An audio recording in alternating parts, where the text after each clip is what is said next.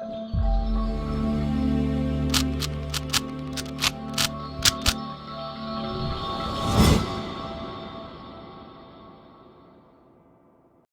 guys, welcome to Viva Classes. I hope you like my videos. If you like my videos, please like, share and support our channel. आज हम लोग start करेंगे class 12 maths vector algebra की exercise 10.4, वो भी full exercise एक ही video में, क्योंकि हमारी वीडियोस के पीछे एक ही फंडा है, कम टाइम में कंसेप्ट ज्यादा, क्योंकि आपका समय बहुत कीमती है और ये हम जानते हैं। और पूरी कोशिश रहती है कि आपका जो फोकस है वो पेपर और पेन पे रहे और आप लोग क्लास की फीलिंग भी ले सके और कम टाइम में एक्सरसाइज भी कंप्लीट हो। तो चलो सबसे पहले ये समझते हैं कि इस एक्सरसाइज पे बेस्ड कंसेप्ट क्या है। तो इससे पहले हम आपको बस एक छोटा सा चीज बताना चाहते हैं कि अगर आप हमारी कोई भी वीडियो ढूंढते हैं तो प्लीज आपसे रिक्वेस्ट है कि आप प्लेलिस्ट में जाइए, विवा क्लासेस चैनल या प्रिया थापर सर्च कर आप प्लेलिस्ट में जाइए और प्लेलिस्ट में आपको क्लास 12 का जो चैप्टर वाइज वीडियोस हैं वो सॉर्टेड फॉर्म में मिलेंगे। आपको अलग अलग एक्सरसाइज ढूंढने की जरूरत नहीं पड़ेगी, एग्जाम्पल्स के साथ आपको, मिसलेनियस एक्सरसाइज के साथ आपको सारी वीडियो जो है वो सीक्वेंस फॉर्म में मिलेंगी, राइट। तो कभी भी आपको वीडियो ढूंढनी है तो यही आपका बेस्ट तरीका है। तो चलिए आज हम देखते हैं कि इसमें क्या चीज है। तो इस वाली एक्सरसाइज में क्रॉस प्रोडक्ट के बारे में आपको समझाया है, ठीक है। हमने जो इसकी एग्जांपल की वीडियो है उसमें डॉट प्रोडक्ट और क्रॉस प्रोडक्ट में आपको डिफरेंशिएट भी करा है, राइट। तो इसमें बेसिकली क्या है, क्रॉस प्रोडक्ट पे फोकस है कि अगर आप किसी भी वेक्टर को किसी भी वेक्टर के साथ क्रॉस करोगे तो एक वेक्टर ही आएगा आपके पास। ये अभी हम आपको प्रूव कर देंगे।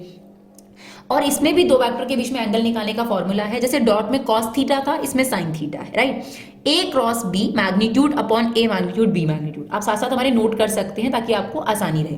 अगर कभी भी ये प्रूव करना हो दो वेक्टर परपेंडिकुलर हो तो डॉट प्रोडक्ट काम आता है, लेकिन अब अगर कभी प्रूव करना हो दो वेक्टर पैरेलल हैं तो आपको क्रॉस प्रोडक्ट काम आएगा। बिकॉज अगर आप साइन थीटा 0 रखेंगे तो ये 0 हो गया, क्रॉस मल्टीप्लाई करेंगे तो ये आ गया। तो बेसिकली अगर ए क्रॉस बी का मैग्नीट्यूड 0 आ जाए तो इसका मतलब वो वेक्टर पैरेलल है, right. A cross B minus B cross A के इक्वल होता है। और अगर आप सेम वेक्टर का सेम वेक्टर के साथ क्रॉस करोगे तो वो 0 वेक्टर हो जाएगा, राइट। यहाँ पे अगर आप आई को जे के साथ क्रॉस करते हो तो क्या आता है, ये बहुत इंपॉर्टेंट है। आप मिसलेनियस में एक क्वेश्चन देखोगे जो एग्जाम में बहुत बार पूछा जाता है एमसीक्यूज के अंदर। तो अगर आई को जे के साथ क्रॉस करते हैं तो के, जे का के के साथ क्रॉस करते हैं तो आई, और के का आई के साथ क्रॉस करते हैं तो जे, ठीक है। देखिए आई का जे के साथ क्रॉस करा के, आई जे के, फिर जे का के साथ क्रॉस करा तो आई, और के का आई के साथ क्रॉस करा तो जे, जरूर याद रखिएगा।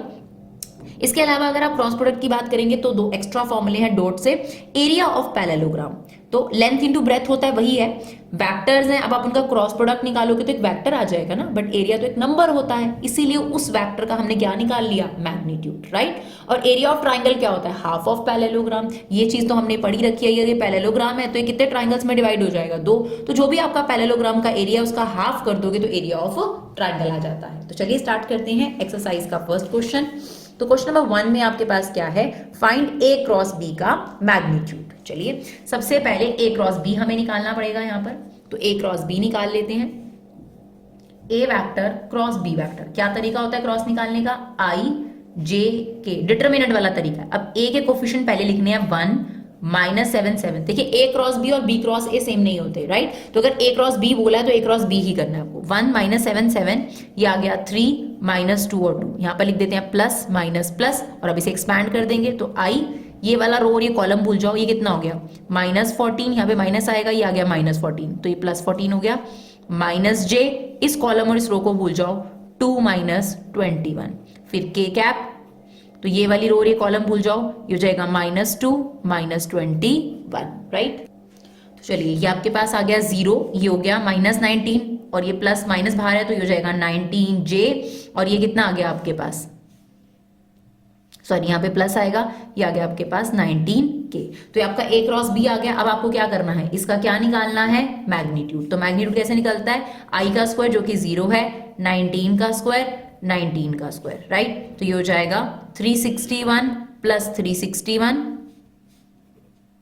क्लियर। तो आप अब इसको सॉल्व करेंगे तो ये आपके पास आ जाएगा 7 2 2, और आप इसके प्राइम फैक्टर्स करेंगे तो ये आपके पास आ जाएगा 19√2। Is it okay. चलिए देखते हैं question number 2। Find the unit vector perpendicular to A plus B. तो आपको यूनिट वेक्टर निकालना है जो इस पर परपेंडिकुलर होगा और इस पर भी परपेंडिकुलर होगा। बिल्कुल सेम क्वेश्चन हमने एग्जांपल में करके दिखाया, और ये बहुत इंपॉर्टेंट है एग्जामिनेशन पर्सपेक्टिव से अगर आप बात करो तो ये बहुत इंपॉर्टेंट है। कभी भी आपको कोई ऐसा वेक्टर निकालना हो जो बाकी दो वेक्टर पर परपेंडिकुलर हो। For example A plus B को हम यहाँ पर सी वेक्टर एज्यूम कर लेते हैं। क्या है यहाँ पर सी वेक्टर। अब इन दोनों को प्लस कर दो तो आपके पास सी वेक्टर आ जाएगा। क्या आ जाएगा देखिए 4i 4j और ये हो गया 0k, ये सी वेक्टर आ गया। अब डी वेक्टर निकालो, डी वेक्टर क्या है आपके पास, दिस a माइनस बी, तो ये कितना हो जाएगा 2i 0j और ये हो जाएगा 4k। तो आपके पास सी और डी वेक्टर आ गया। अब आपको कहता है एक आर वेक्टर निकालो जो सी पर भी परपेंडिकुलर हो और डी पर भी परपेंडिकुलर हो, राइट। कभी भी अगर आपको ऐसा वेक्टर चाहिए जो दो गिवन वेक्टर पर परपेंडिकुलर हो, तो आपको क्या करना पड़ेगा, सी क्रॉस डी कर दो, इससे जो वेक्टर निकलता है वो वही वेक्टर निकलता है जो इन दोनों पर क्या होगा, परपेंडिकुलर होगा, राइट। तो अब हम क्या करेंगे, अगर हमें आर वेक्टर चाहिए जो सी और डी वेक्टर पर परपेंडिकुलर हो, यहाँ पे सी और डी का क्या मतलब है, सी मीन्स है ए प्लस बी और डी मीन्स है ए माइनस बी। तो अब इनका क्रॉस कर देते हैं और हमारे पास एक वेक्टर आ जाएगा, वो ऐसा वेक्टर होगा जो इन दोनों पे परपेंडिकुलर है, राइट। तो दिस इज आई जे के, सी के कोफिशिएंट लिख देंगे 4 4 0, डी के कोफिशिएंट लिख देंगे 2 0 4, राइट। अब इसे एक्सपैंड कर देंगे हम लोग, तो ये आ जाएगा i, तो ये हो जाएगा 16 माइनस 0, कितना आ गया 16 माइनस j, अब ये होल्ड हो गया 16 माइनस 0, ये भी कितना आ गया 16, फिर k कैप, इसे हाइड कर देंगे, आ जाएगा 0 माइनस 8, इज इट ओके।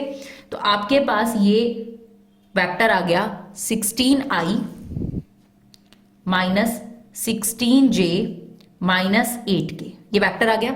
अब आपके पास आर वेक्टर तैयार है, बट आपको उसी वेक्टर का यूनिट वेक्टर भी मांगा था, तो अगर हम वेक्टर को उसके मैग्नीट्यूड से डिवाइड करते हैं तो यूनिट वेक्टर आ जाता है। तो बस सिंपल सी बात है, इसका मैग्नीट्यूड निकाल लीजिए और इसे डिवाइड कर दीजिए, तो 16i minus 16j minus 8k, अब इसका मैग्नीट्यूड क्या होगा, 16 का स्क्वायर प्लस 16 का स्क्वायर प्लस 8 का स्क्वायर, इज इट ओके।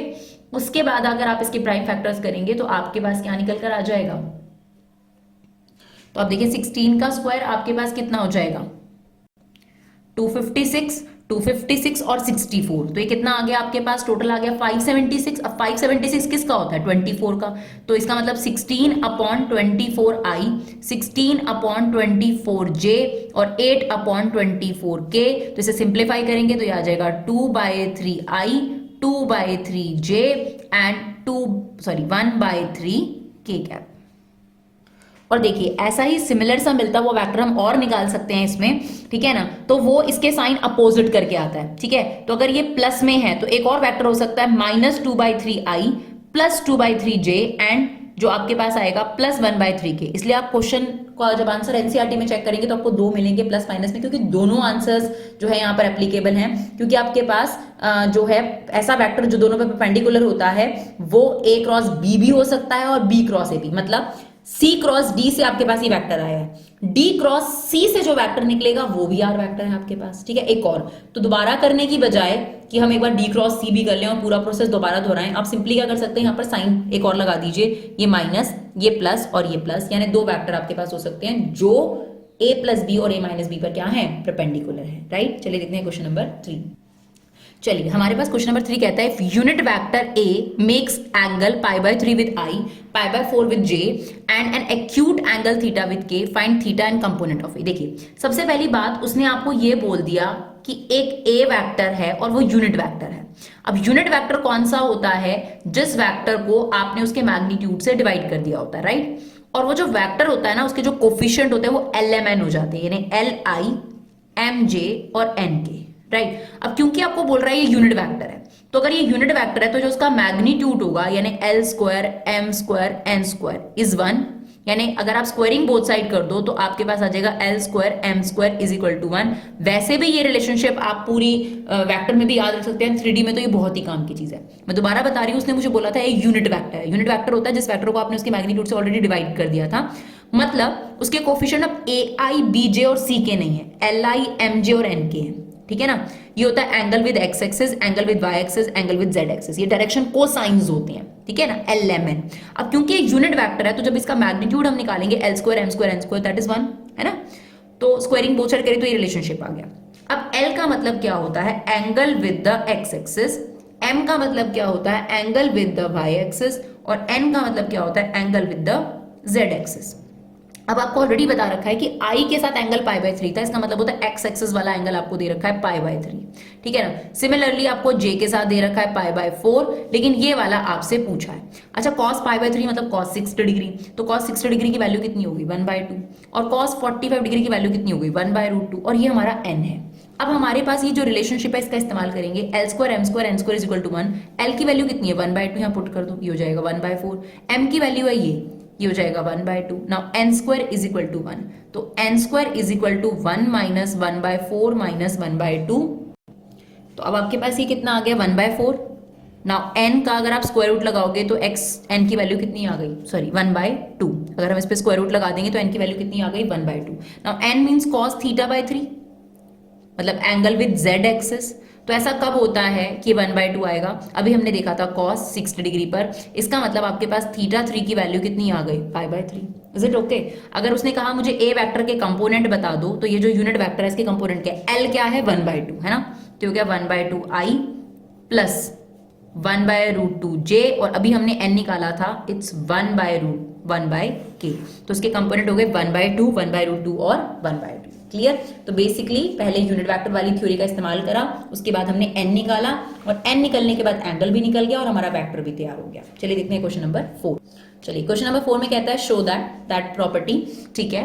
तो अब लेफ्ट साइड हम ले लेते हैं और इसको इस पूरे से क्रॉस करना है, तो a vector cross a vector plus b vector, यहां पर क्या बचा माइनस b वेक्टर, उसका क्रॉस लेना है हमें a vector plus b vector के साथ। अब ये हो जाएगा a क्रॉस a, बीच में प्लस, ये हो जाएगा a क्रॉस b, ये हो जाएगा माइनस b क्रॉस a, बीच में प्लस, माइनस प्लस माइनस हो जाएगा, ये हो गया b क्रॉस b।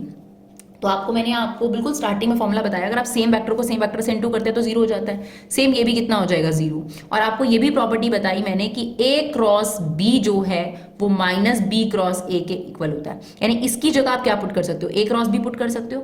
तो ये हो गया a क्रॉस b, और पूरे माइनस साइन के साथ हम पुट करेंगे a क्रॉस b, ये क्या है twice of a cross b, that is your right hand side, ठीक है। चलिए देखते हैं question number 5। Find the value of lambda and mu if the cross is equal to 0 vector।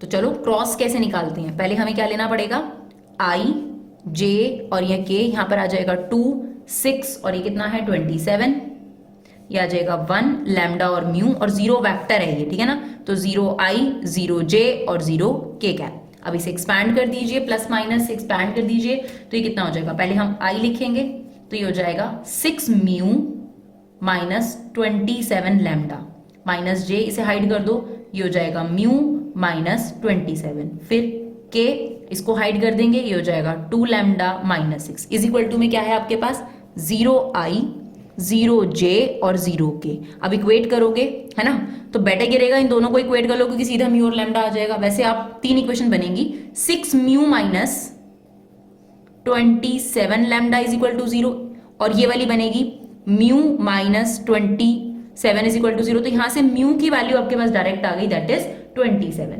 Right. और इसको इक्वेट कर लो, सेम ये 2 lambda minus 6 is equal to, sorry बच्चों एक छोटी सी मिस्टेक हो गई, ये 2 म्यू है ना, 2 म्यू। और एक और चीज, जब आप कंपेयर कर रहे हो तो जो ये माइनस है ये भी अंदर ले जाना पड़ेगा, ये माइनस और ये प्लस का हो जाएगा, राइट। तो आप ये बोलोगे minus 2 mu plus 27 is equal to 0, तो यहां से आपके पास म्यू की जो वैल्यू आ गई वो आ गई 27/2, क्लियर 27/2, और यहां से आपके पास लैम्डा की जो वैल्यू आ गई वो है 3। तो आपको करना क्या था, लैम्डा और म्यू की वैल्यू निकालनी थी इक्वेट कर। चलिए देखते हैं क्वेश्चन नंबर 6। चलिए क्वेश्चन नंबर 6 में क्या कहता है, आपने ऐसा क्वेश्चन एक्सरसाइज 10.3 में भी देखा था, कहता है a डॉट b 0 है। देखो a डॉट b 0 है और a क्रॉस b 0 है, दोनों को ध्यान से सुनिएगा। a डॉट 0 तब होता है जब a वेक्टर b वेक्टर पे परपेंडिकुलर हो, और एक और रीजन है, a ये भी हो सकता है या फिर ऐसा भी हो सकता है कि जो a वेक्टर का मैग्नीट्यूड है वो 0 है और b वेक्टर का मैग्नीट्यूड 0 है, मतलब इन दोनों में से कोई एक ऑप्शन हो सकती है, परपेंडिकुलर और ये। अब वो कहता है a क्रॉस b भी 0 है, तो अगर a क्रॉस b 0 है तो इसका मतलब a वेक्टर पैरेलल है b वेक्टर के, या फिर a का मैग्नीट्यूड 0 है या फिर b का मैग्नीट्यूड 0 है। बात समझे, इन तीनों में से कोई एक चीज होगी। a डॉट b 0 है तो या तो ए वेक्टर परपेंडिकुलर है बी वेक्टर के, ए वेक्टर का मैग्नीट्यूड 0 है, या फिर बी वेक्टर का मैग्नीट्यूड 0 है। और अगर ए वेक्टर क्रॉस 0 के इक्वल आ रहा है तो दोनों वेक्टर तो पैरेलल है ना, या फिर दोनों में से किसी एक का मैग्नीट्यूड 0 है।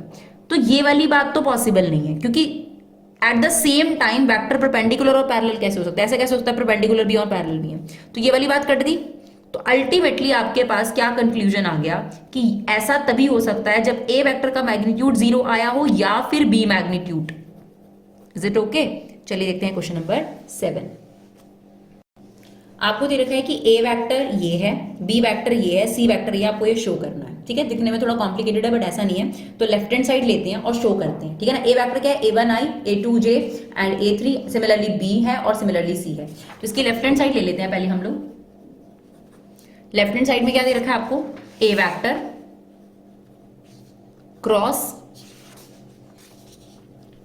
B vector plus C vector. ठीक है ना, अब B vector plus C vector कैसे करना है, देखो ये बी वेक्टर है सी वेक्टर है, तो b1 प्लस c1i ये हो गया, b2 प्लस c2j है ना, और इसको लिख लो ए वेक्टर। तो ए वेक्टर क्या है, a1i, a2j एंड a3k, क्या ये बात ए वेक्टर हो गया क्रॉस में। b1 प्लस c1 क्या होगा, ध्यान से सुना, b1 plus c1i, b2 plus c2j और b3 प्लस c3k, यही हो गया। अब इनके बीच में क्या निकालना है, तुमने क्रॉस निकालना है। तो क्रॉस के लिए क्या करना पड़ेगा, हमें डिटर्मिनेंट बनाना पड़ेगा i j k। इसके कोफिशिएंट क्या है, a1 a2 a3, और इसके कोफिशिएंट क्या है, b1 plus c1, b2 plus c2, b3 plus c3। Now this is plus minus और प्लस। चलो अब करते हैं इसको, i लिख दो यहाँ पर और ये छोड़ देंगे हम लोग, तो ये मल्टीप्लाई हो जाएगा है ना। देखो इसको मल्टीप्लाई करो दोनों से, क्या हो जाएगा, a2b3 प्लस a2c3 माइनस, अब इसको करना है माइनस साइन के साथ, तो माइनस a3 है, तो माइनस a3 को इन दोनों से करना है, तो हो जाएगा a3b2 माइनस a3c2, ये हमारा i आ गया। सिमिलरली अब माइनस j, अब ये देखो ये वाला हाइड कर देंगे, a1 को इन दोनों से करना है, तो ये हो जाएगा a1b3 a1c3 माइनस, है ना, ये वाला हाइड करे ना। अब इसको आ जाओ, माइनस a3 को इससे करना है, तो माइनस a3b1 माइनस a3c1, फिर आ गया k, अब इनको हाइड कर दो है ना। अब a1 को ही दोनों से करना है, तो ये हो जाएगा a1b2 a1c2 minus a2b1 a2c1। ये हमारी लेफ्ट हैंड साइड पूरी सॉल्व हो गई। अब हमने लेनी है इसकी right hand side. Right hand side में हमें क्या देता है, a cross b plus b cross c vector. ठीक है, sorry a cross c vector.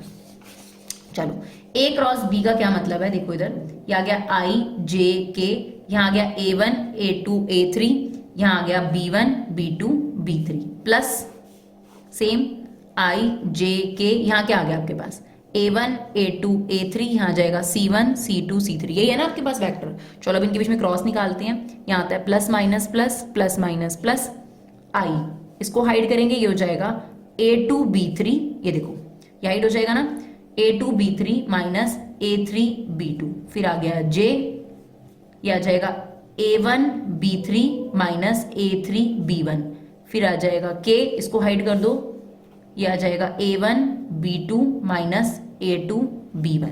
ये हमारा पहला वाला पार्ट आ गया, प्लस ये आ जाओ i, कितना हो जाएगा देखो a2c3 माइनस a3c2, है ना, क्लियर।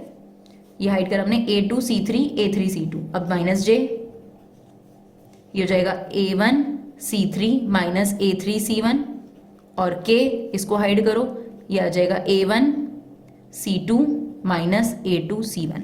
अब प्लस करने के लिए क्या करना है, i वाले एक साथ ले लो, ये सारे प्लस कर दो है ना, i वाला i कॉमन लेके इन दोनों को प्लस कर दो, तो ये बन जाएगा a2b3, ये देखो ये दोनों को प्लस करना है ना मुझे, तो पहले मैं इन दोनों के प्लस वाले आइटम लिख रही हूँ, ये और ये, ताकि बिल्कुल सेम ऊपर जैसा लगे है ना। तो ये आ जाएगा a2c3, फिर ये दोनों माइनस वाले लिख दो, a3b2 माइनस a3c2। आप देखो पूरा पोर्शन सेम है, देखो ये i वाला देखो और इसका i वाला देखो, बिल्कुल सेम है, ये देखो आ गया ना सेम। तो इसका मतलब जो हम j कॉमन लेंगे, माइनस j कॉमन लेंगे, तो हमारे पास आ जाएगा a1b3 a1c3 minus A3B1 minus A3C1। Similarly K जब हम लेंगे तो ये सेम आ जाएगा, तो पूरी लेफ्ट हैंड साइड जो है वो राइट हैंड साइड के इक्वल आ जाएगी। क्लियर? चलिए देखते हैं नेक्स्ट क्वेश्चन। तो देखिए क्वेश्चन नंबर 8 में क्या कहता है, whether A vector is 0 B vector 0 then A cross B is 0, is the converse true. तो हमें चेक करना है कि A वेक्टर और B वेक्टर अगर 0 होते हैं, दोनों में से कोई एक वेक्टर 0 हो तो क्रॉस 0 आता ही है, तो क्या कन्वर्स ट्रू है? तो कन्वर्स क्या बना, पहले तो कन्वर्स फ्रेम करते हैं। कन्वर्स कहता है कि अगर A वेक्टर 0 ना हो, B वेक्टर 0 ना हो, तो इस हिसाब से तो A क्रॉस B कभी 0 नहीं आएगा, है ना। पर ये स्टेटमेंट जरूरी नहीं है ट्रू हो। कैसे, मैं आपको बताती हूँ। मैं आपके सामने फ्रेम करूंगी A वेक्टर और B वेक्टर दोनों में से कोई भी 0 नहीं होगा, बट स्टिल इनका क्रॉस 0 आ रहा होगा। ऐसा तब होता है जब दो वेक्टर पैरेलल होते हैं। एग्जांपल के तौर पे मैंने A वेक्टर लिया आपके पास I plus J plus K, और मैंने B वेक्टर आपके पास लिया 2I 2J और 2K। अब अगर मैं इनका क्रॉस निकालूं आपके सामने, तो देखो ये है I J K, ये है 1 1 1 और ये है 2 2 2। अब आप इसे सॉल्व करो, देखो I ये हो जाएगा 3 minus 3 0 minus J same, sorry 3 minus 3 नहीं, 2 माइनस 2 इज 0 सेम, ये हो जाएगा 2 माइनस 2 इज 0, K ये भी हो जाएगा 2 माइनस 2 इज 0। तो इसका मतलब ये आपके पास एक 0 वेक्टर आ रहा है। क्या प्रूव हो गया इससे कि A वेक्टर या B वेक्टर अगर नॉन जीरो वेक्टर हूं तब भी ये 0 के इक्वल आ सकता है। दैट मीन्स कन्वर्स जरूरी नहीं है ट्रू हो भी सकता है और नहीं भी हो सकता। तो जब थोड़ा सा भी जवाब ना हो तो स्टेटमेंट को हम फॉल्स ही बोलते हैं, राइट। चलिए देखते हैं क्वेश्चन नंबर 9। चलिए अब हमें क्या निकालना है, find the area of triangle. तो ट्राइंगल का एरिया निकालने के लिए आपको दो साइड्स कम से कम चाहिए और half area of parallelogram, sorry हाँ पैरेललोग्राम के एरिया का आधा होता है आपके पास। तो इसका आंसर क्या हो जाएगा आपके पास, ये जो ABC दे रखा है 1 1 2, पहले हम फॉर्मूला क्रिएट करेंगे 2 3 5, that is 1 5 5। Now area of triangle का फॉर्मूला क्या होगा, area of triangle is equal to half of AB vector cross BC vector. आप कोई भी दो एडजेसेंट साइड ले सकते हैं, AB और AC भी ले सकते हैं, कोई दिक्कत नहीं है, AB और BC भी ले सकते हैं, राइट। तो फर्स्ट ऑफ ऑल तो हमें AB वेक्टर फ्रेम करना पड़ेगा ना। तो AB वेक्टर कैसे फ्रेम होता है, B में से A के पॉइंट माइनस करते जाओ, 2 माइनस 1, ठीक है 1 हो गया, 3 माइनस 1 2 और ये 3, ठीक है ना। तो आपके पास वेक्टर क्या फ्रेम हो गया, I plus 2J plus 3K। Similarly हमें BC वेक्टर निकालना है, उसके लिए C में से B को माइनस करना पड़ेगा, तो 1 माइनस 2 ये हो जाएगा minus I, 5 minus 3 that is 2J और 5 माइनस 5 इज 0, तो ये आपके पास 0 किया गया। अब इन दोनों में सबसे पहले आपको क्या करना पड़ेगा, क्रॉस निकालना पड़ेगा। तो AB vector cross BC vector, ये आ गया 1 सॉरी I J K, ये हो गया 1 2 3, ये हो गया माइनस 1 2 और 0। तो आप इसे सिंप्लीफाई करेंगे तो ये आपके पास एक वेक्टर आ जाएगा that is minus 6I minus 3J plus 4K। अब हमें इसका क्या निकालना पड़ेगा, मैग्नीट्यूड, क्योंकि एरिया जो है वो वेक्टर फॉर्म में तो नहीं हो सकता। तो एरिया ऑफ ट्राइंगल ABC क्या हो गया आपके पास, हाफ ऑफ इसका मैग्नीट्यूड। तो इसका मैग्नीट्यूड कितना आ जाएगा, 6 का स्क्वायर 3 का स्क्वायर और 4 का स्क्वायर, राइट। तो ये आपके पास आ गया रूट 61/2। और क्योंकि एरिया या तो सेंटीमीटर स्क्वायर में आता है या मीटर स्क्वायर में, तो हम इसमें स्क्वायर यूनिट जरूर लिखते हैं, राइट। चलिए देखते हैं क्वेश्चन नंबर 10। अब क्या कहता है, find the area of parallelogram निकालो हुज एडजेसेंट साइड। ऑलरेडी आपको एडजेसेंट साइड दे रखी है, तो एरिया ऑफ पैरेललोग्राम का फॉर्मूला क्या था आपके पास, area of parallelogram is equal to A vector cross B vector का मैग्नीट्यूड, राइट। तो चलिए फटाफट से A क्रॉस B निकाल लेते हैं पहले।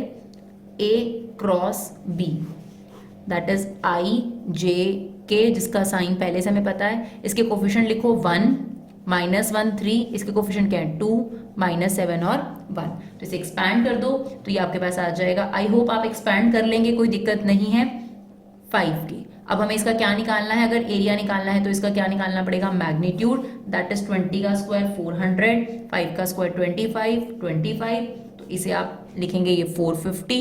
इसे आप सिंप्लीफाई करेंगे यानी प्राइम फैक्टर करके बाहर निकालेंगे तो आ जाएगा 15√2 स्क्वायर यूनिट्स, क्योंकि एरिया या तो सेंटीमीटर स्क्वायर में आता है या फिर मीटर स्क्वायर में आता है, राइट। क्वेश्चन नंबर 11 देखते हैं क्या कहता है। देखिए बहुत अच्छा क्वेश्चन है क्वेश्चन नंबर 11, मतलब काफी अच्छा और इंपॉर्टेंट क्वेश्चन है ये। आपको दे रखा है मैग्नीट्यूड 3 है, B का मैग्नीट्यूड ये है, A cross B is a unit vector, मतलब इसका मतलब ये है कि ये एक यूनिट वेक्टर है, इसका मतलब इसका मैग्नीट्यूड कितना है 1 है, ठीक है। और अब आपसे कहता है एंगल निकालो, बस इतनी सी बात को समझना था कि अगर ये यूनिट वेक्टर है तो इसका मैग्नीट्यूड कितना होगा, 1 होगा। चलो अब आपका कॉस थीटा का फॉर्मूला क्या होता है, कॉस थीटा का फॉर्मूला होता है आपके पास a क्रॉस b, सॉरी इसमें हमारे पास क्या होता है, साइन थीटा होता है अपॉन में a का मैग्नीट्यूड b का मैग्नीट्यूड। तो ये कितना है 1 और ये कितना है 3, दैट इज 2√3, ये इससे कट गया 1/√2। कब होता है साइन थीटा में, 45 डिग्री पर। इसका मतलब थीटा की वैल्यू कितनी आ गई आपके पास, π/4, यानी option B is the correct option. चलिए देखते हैं लास्ट। चलिए क्वेश्चन नंबर 12 में हमें क्या करना है, एरिया ऑफ रेक्टेंगल निकालना है। तो एरिया ऑफ पैरेललोग्राम और एरिया ऑफ रेक्टेंगल एक ही बात होगी। तो area of rectangle ABCD is same A vector cross B vector. अब यहां पर आप कुछ भी ले सकते हो, it's your wish, length into breadth लेना है, यानी AB इंटू BC ले लो, AD इंटू CD ले लो, वो आपकी मर्जी है, ठीक है ना। तो हमने फिलहाल यहां पर क्या ले लिया, AB वेक्टर इंटू में BC वेक्टर, ठीक है ना। तो पहले आपको AB वेक्टर और BC वेक्टर फ्रेम करना पड़ेगा, तो पहले AB वेक्टर फ्रेम कर लेते हैं। उसके लिए क्या करना पड़ेगा, B में से A को माइनस करना पड़ेगा। तो देखो यहां पर आपके पास I में से I गया, ये कितना आ जाएगा +2I, हाफ जे में से हाफ जे गया 0, 4k में से 4k गया 0, तो ये खत्म हो गया। BC वेक्टर, C में से B को माइनस करना पड़ेगा, I में से I गया 0, माइनस हाफ जे कितना हो जाएगा, -j हो जाएगा, 4k में से 4k गया 0। तो बहुत सिंपल से AB वेक्टर और BC वेक्टर फ्रेम हो गए आपके पास। अब आपको क्या करना है, इनमें क्रॉस निकालना है और फिर इनका मैग्नीट्यूड निकालना है। तो ये हो जाएगा I J K, ये हो जाएगा 2 0 0 0 -1 और 0। अब इसे एक्सपैंड कर दीजिए, तो ये आ जाएगा I 0, राइट, -j के साथ भी 0 आ रहा है और k के साथ आ जाएगा आपका ये -2k। तो बेसिकली ये -2k आ गया आपके पास, ठीक है ना।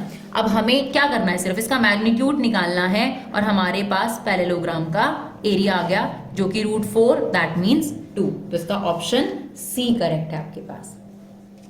I hope you like my videos. If you like my videos, please like, share and subscribe our channel. Thank you so much guys for love and support. Keep supporting.